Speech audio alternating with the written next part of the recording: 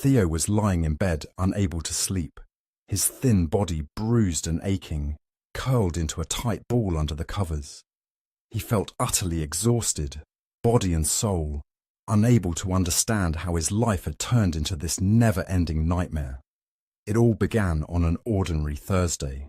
Theo finished his late shift at the diner and took a shortcut through the park. He was only 19 years old, working 3 jobs to provide for his little sister, his only living relative after their parents died in a car crash 2 years prior. He had fought every day to keep his sister safe and out of the foster care system. He dropped out of school, worked mornings at the grocery shop, afternoons at the library and evenings bussing tables at the diner. On top of that, Theo cooked, cleaned and spent his weekends helping his sister Mia with homework. Mia also helped with chores, but as a 12 years old there was only so much she could do. On that particular Thursday, Theo was in a hurry. He had promised Mia he would come home early and help her with a school project, but something caught his eye. On a dimly lit alley not far away from him, a man was walking slowly, slightly swaying on his feet, probably a bit drunk. Behind him, hiding in the shadows, there were 4 other men. Their intentions were clear. Theo didn't hesitate. "Watch out!" he screamed, bolting toward the stranger. The 4 thugs attacked at once. The man defended himself with surprising agility for someone supposedly drunk. When Theo reached him, he noticed one of the thugs holding a knife. Theo launched forward, putting himself between the man and the knife. The fight was short, but brutal. By the end, Theo had a few cuts on his arms, the stranger was unharmed, and the thugs were beaten up, scrambling to get away. Only then did Theo get a chance to look at the man. He was tall, with sharp features and cold eyes, and the demeanor of someone accustomed to command. His expensive clothes were stained with blood from the fight. "Sir, are you all right?" The man took out a silk handkerchief from his pocket and wiped the blood from his face and hands. "Yeah," he said in a deep voice that vibrated through the night. "Do you want me to call someone?" Theo asked. "No need. My car is nearby." "Then I'll accompany you to the parking lot," Theo continued. "You were attacked. I can't just leave you." The stranger looked at him for a moment, then turned around and walked away. Theo followed. At the exit, they found a black SUV and 2 bodyguards waiting. When they saw the man's bloody clothes, their faces turned pale. "Sir, are you hurt? Should we go to the hospital?" "I'm fine. Don't make a fuss," the man replied, then got in the car without looking back. The bodyguards looked at each other, then at Theo. One of them shoved a $100 bill in Theo's hand. "For your trouble," he said before driving away. Theo got home in a daze, still processing the recent events. He was greeted by a cheerful Mia. "You're back. Come, let me show you the..." Seeing the blood on Theo's clothes and the cuts on his hands, her expression shifted. Tears filled her eyes, and she started shaking. Theo rushed towards her. "I'm okay. Just a little accident. There is nothing wrong." Mia buried her face in Theo's chest and cried for a long time. Ever since their parents' accident, the slightest sign of sickness or harm concerning her brother drove her into a full panic attack. Theo soothed her for a long time, then held her hand until she fell asleep.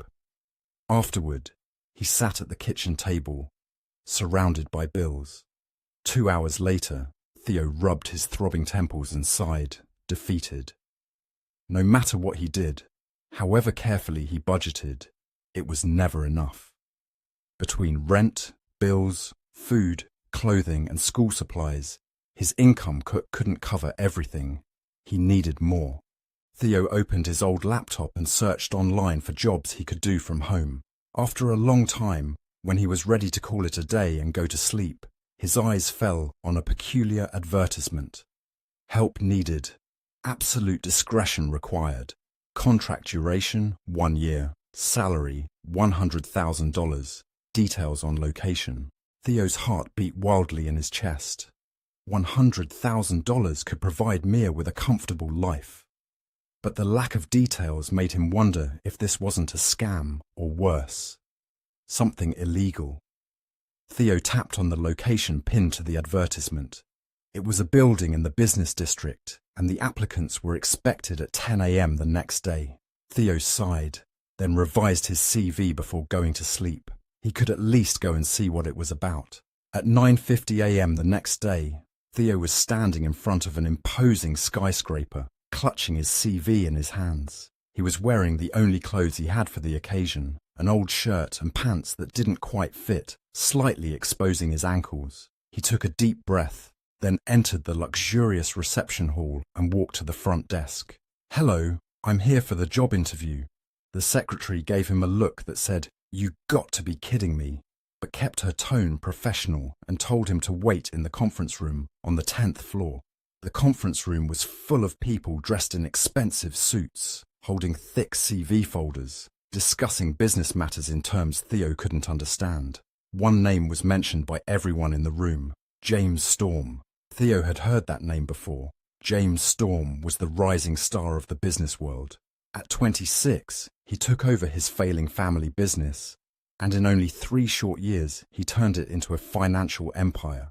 He was known for his brilliant mind and ruthless leadership style, as well as his cold demeanor and extremely private life. Theo understood why the secretary was so shocked to see him. This was a job for the elite. He had no business there. He was ready to leave when the door opened and the room fell silent. The person who entered was tall, with sharp features and cold eyes. It was the man from the park. Theo was stunned. He instinctively retreated to the back corner of the room, trying to make himself invisible. But it was useless. James Storm's sharp gaze swept over the room and landed on Theo, sending shivers down his spine. "Ladies and gentlemen, thank you for coming." James Storm's deep voice resonated through the conference room. "My team will revise your documentation and we will choose the best candidate for the job. Only the selected person will receive the details in full. Thank you." Taking advantage of the general confusion created by this statement, Theo sneaked out of the conference room and was in a hurry to leave the building. He didn't see James's eyes locked on him, nor the slight nod he gave his assistant. In the elevator, Theo was trying hard to calm his racing thoughts. "What were you thinking?" he scolded himself fiercely. "He's gonna think you stalked him for money or some other dirty reason." The elevator doors opened and Theo bolted for the exit, but was stopped by security. They were polite, but firm. Theo was not to leave the building. "Excuse me, sir. Mr. Storm wishes to see you." A voice sounded behind him. Theo turned around, trying hard to keep his hands from trembling. "Why?" he asked. "Mr. Storm will explain it himself. Please follow me." Theo had no other choice but to obey. He was taken to an office on the top floor and left alone to wait for Mr. Storm's arrival. When the door behind him was closed, all the noises from the outside world vanished. Theo could hear his own shaky breath. He looked around. The office was elegant. A big mahogany desk and leather chairs. A plush carpet, so thick that his feet sank when he stepped on it. A comfortable sofa and a glass coffee table that looked like an art piece. Bookshelves filled with an impressive collection of leather-bounded books, ranging from business subjects to psychology, literature and linguistics. Floor-to-ceiling windows overlooking the city, and a painting depicting a beautiful sunset in the mountains, covering an entire wall. Every item in that room had been carefully selected, and the final result was impressive. Taking in the view, James Storm's deep voice suddenly sounded in the room, and Theo flinched. He didn't hear him come in. James walked past him and sat at his desk. "Sit." He gestured to the chair in front of him. Theo sat stiffly, overwhelmed by a sense of danger he couldn't pinpoint. This must be James Storm's aura, Theo thought. He is an apex predator playing with his prey before devouring it. "Why are you here?" James's face was expressionless, his voice monotonous. "I saw the job advertisement," Theo answered, with a steadiness he didn't feel. James looked at him, his piercing gaze searching for signs of deceit. "Why are you really here?" I came for the job offer. Theo kept his back straight and his face calm. After another long moment of quiet observation, James spoke again. Let me see that. He gestured to the piece of paper in Theo's hands. Theo blushed, ashamed, but still handed over his CV. James looked at it for a second, then threw it aside. Theo Miller, 19 years old, high school dropout. He pointed out mercilessly. Theo didn't move. Why do you think you're worth $100,000?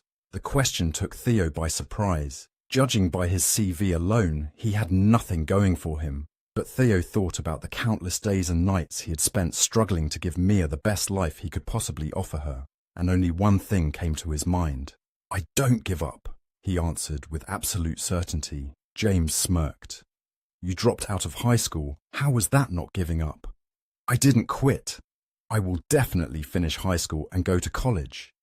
James leaned back in his chair and looked at Theo's bright eyes. Why did you drop out? It's personal. On this subject, Theo was determined to stay silent. He absolutely didn't want the famous James Storm to see him as a charity case. Fine, James said. Let's assume you're not a quitter. Then why did you leave just now? Mr. Storm, I am also realistic. I know nothing about the financial world. Apart from budgeting my own income, I could never compete with the people that were in that room. You don't have to compete with them. You got the job. Theo was speechless. He looked at James like the person in front of him had grown a second head. I wasn't looking for a Wall Street shark, Theo. The job has nothing to do with finances or investments, which is why the advertisement was low-key. James ran his fingers through his hair, messing it up. He suddenly looked tired, his sharp eyes hiding a hint of sadness. My father suffered a stroke a few months back. He is better now, but he still has significant mobility issues and speech impairment. I had arranged the best medical care money can buy, but he needs more than that. He needs a companion, someone who can stimulate him beyond what medical staff can do. He needs a genuine human connection. That is the job. James got a thick contract from his desk drawer and put it in front of Theo.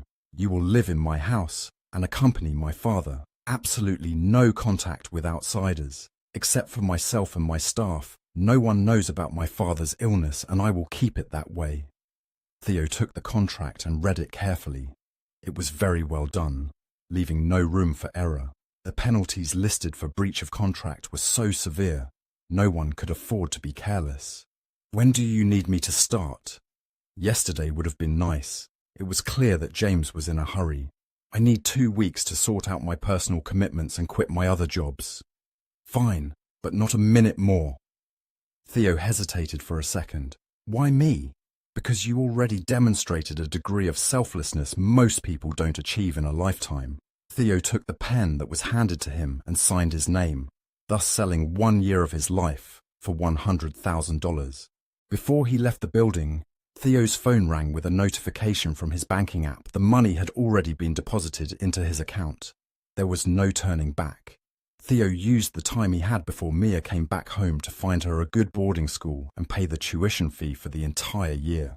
He also paid rent up front, so that they would still have a home to come back to after the contract was over. He gently explained to her that he had found a good job, but it meant that he had to leave for 1 year, and they would not be in touch.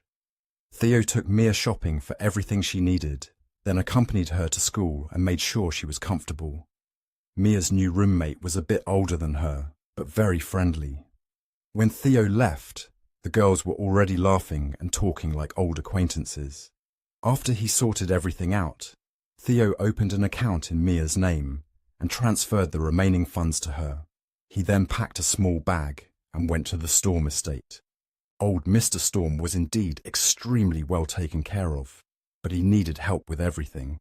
Theo paid close attention to what the medical staff was doing so that he could also provide adequate care. He learned massage techniques, the medication schedule, how to bathe and change the patient by himself if needed.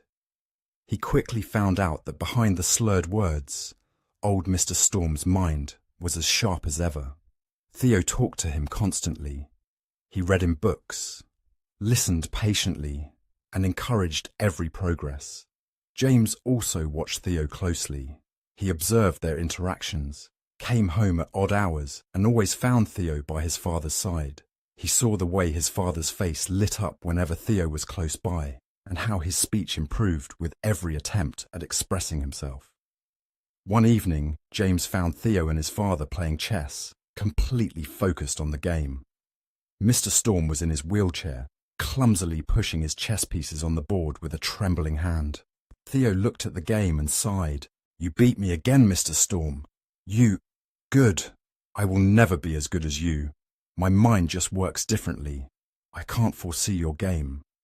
"No, good," Mr. Storm repeated firmly. He then saw James and gave him a smile. "Are you having fun?" James asked.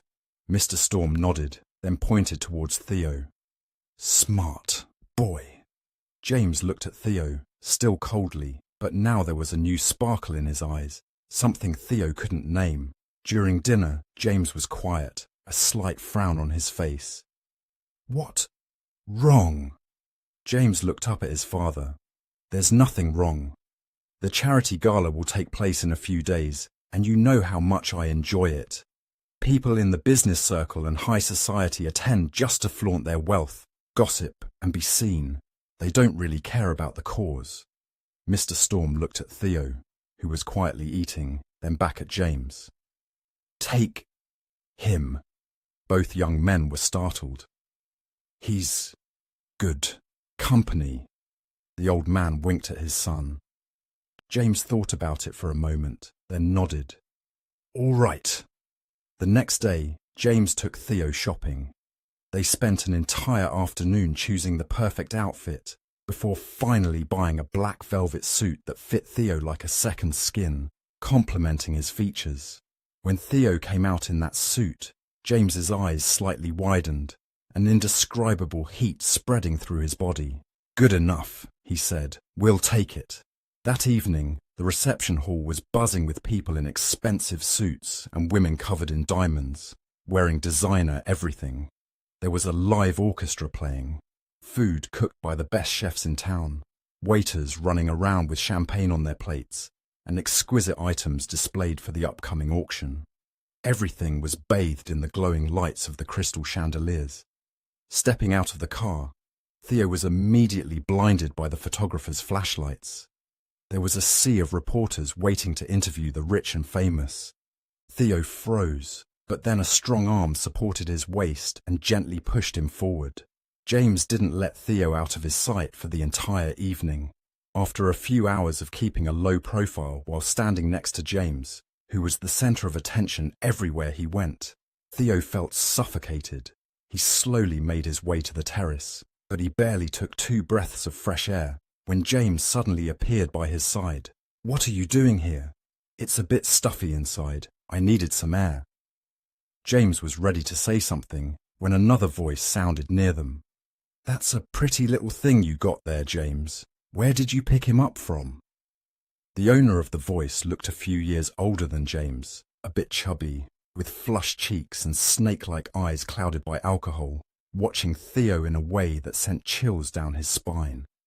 "Online purchase," James answered coldly.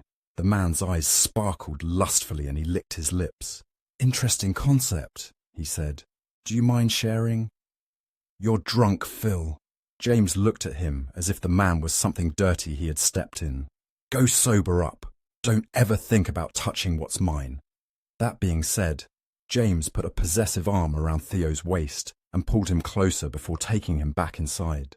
Before going back home, Theo went to the bathroom to splash cold water on his face. This entire experience left him drained and overwhelmed. He got out only to find Phil waiting for him with a grin plastered on his face from ear to ear. He took out a business card and shoved it in Theo's face. "James Storm is not the only one who has money, you know." Theo could smell Phil's breath, heavily mixed with strong alcohol, and he instantly felt nauseous. He took a step back, trying to put distance between them, but Phil was relentless. "How much does he pay you for one night? I can give you double. With such a pretty face, you must have many patrons." Phil's hand was suddenly grabbed with such force that the business card in his hands fell to the ground and he whined pathetically. James pushed him to the ground, then took Theo by the hand and dragged him out. In the car, the tension was so thick it could be cut with a knife. James's face seemed carved in stone, his jaw so tight you could hear his teeth cracking. Theo didn't make a sound, staring blankly out the window, completely exhausted. They barely entered the house when James pinned Theo to the wall. "Were you actually thinking about taking that business card?" James asked through gritted teeth. Theo didn't get a chance to deny it. James kissed him fiercely. There was no resisting him. He invaded Theo's mouth and enjoyed the conquest, leaving Theo breathless, his lips painfully swollen. But it wasn't enough. James's anger didn't subside with just a kiss. That was like giving one drop of water to a person dying of thirst in the desert. He picked Theo up and took him to his room. What followed was a tidal wave of sensations Theo had never experienced before. Pain and pleasure mixed together until his mind went blank. Later, he sneaked out of James's arms while he slept and went to his own room on shaky legs. He never noticed the small shadow watching him. In his wheelchair, old Mr. Storm had a faint smile on his face. The next day, Theo got up late and forced himself to get up. He was pale, and the dark circles under his unusually bright eyes somehow made him look even younger. He froze in the dining room doorway when he saw James calmly eating his breakfast. He was ready to turn around and go eat in the kitchen when James stopped him. "Sit down and eat," James said without looking at Theo.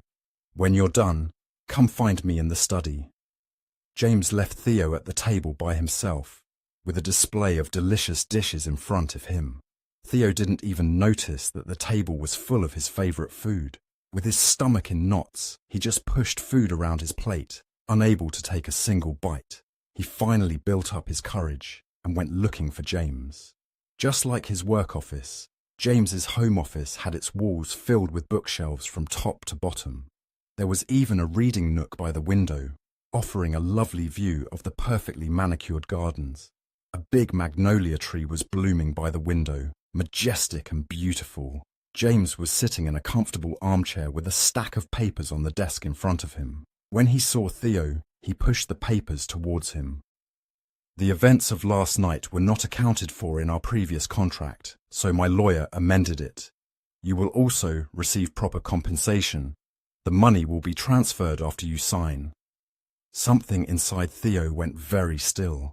He couldn't believe that the person in front of him, after having bought his time, was now also buying his body. Theo looked blankly at James. The thought of being seen as nothing more than an object with a price tag made him physically sick. He blinked away the tears forming in his eyes and slowly breathed through the tightness in his chest, then picked up the pen and signed. From that day forward, Theo avoided James as much as he could. He spent time with old Mr. Storm and took care of him as usual, but as soon as James was home, he retreated to his room or he kept himself busy elsewhere. In his turn, James sought Theo's company more and more. He even started to work from home, secretly watching his father and Theo interact. Old Mr. Storm had made impressive progresses in the months Theo had been by his side. His speech had improved significantly, and he was now attempting to walk with a cane. After a few more weeks, James started to take Theo with him to social events that somehow always ended up with the two of them having dinner at some expensive restaurant, being served exquisite dishes that Theo couldn't enjoy at all, looking like a couple. They were seen together so often that reporters started writing about James Storm's mysterious partner, speculating about his background and wondering how long the relationship would last. At first, Theo did his best to refuse, but found that old Mr. Storm seemed happy to see them getting closer. Theo felt trapped in this delicate game of cat and mouse, one hiding, the other pursuing. This was their dynamic when the last week of the contract finally came. Coincidentally, Mia's birthday was also that week. Theo was restless. He badly wanted to see his sister, but the contract specifically forbade any outside contact. Theo couldn't eat, couldn't focus. He was constantly fidgeting, his mind racing for solutions, but he found none.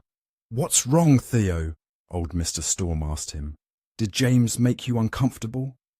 Or is it because your contract is ending soon? Don't worry, my boy. We'll make sure you live well." "No, it's not that. It's just—" Theo bit his lips to keep himself from crying. "Tomorrow is my sister's birthday," he whispered. "I really want to see her." Old Mr. Storm was taken aback. Theo never talked about his past or his family, so no one knew he had a sister, nor that she was his only relative. "Then go see her," old Mr. Storm said. "Take the day off and have fun." "I can't. The contract forbids it." "The hell with the contract. You spend the day with your sister tomorrow. I'll handle the rest." "Thank you," Theo whispered in tears. "You don't know how much this means to me." Old Mr. Storm gently stroked Theo's hair. He really liked this kid.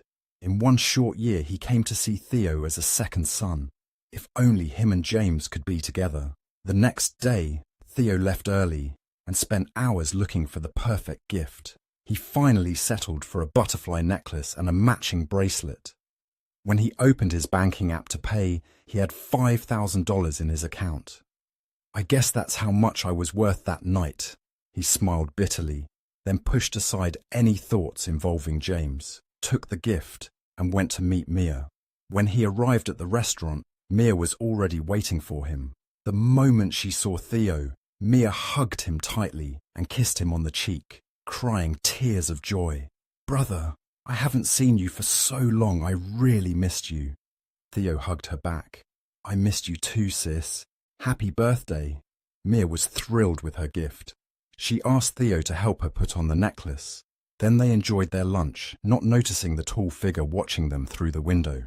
James left his office building early, intending to have lunch at home with Theo and his father. But as soon as he stepped out, he saw Theo coming out of a jewelry shop holding a beautifully wrapped box. He followed him and saw Theo hugging a young girl, then placing a delicate necklace around her neck. A wave of uncontrollable rage came over James.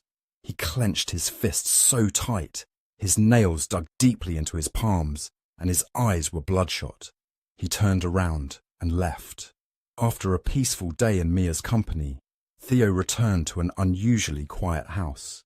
He went straight to his room, but before he could close the door behind him, a strong hand grabbed him and pushed him to the floor. Theo fell heavily, and that same iron hand locked around his neck, making it very hard for him to breathe. James's furious voice hissed in Theo's ear.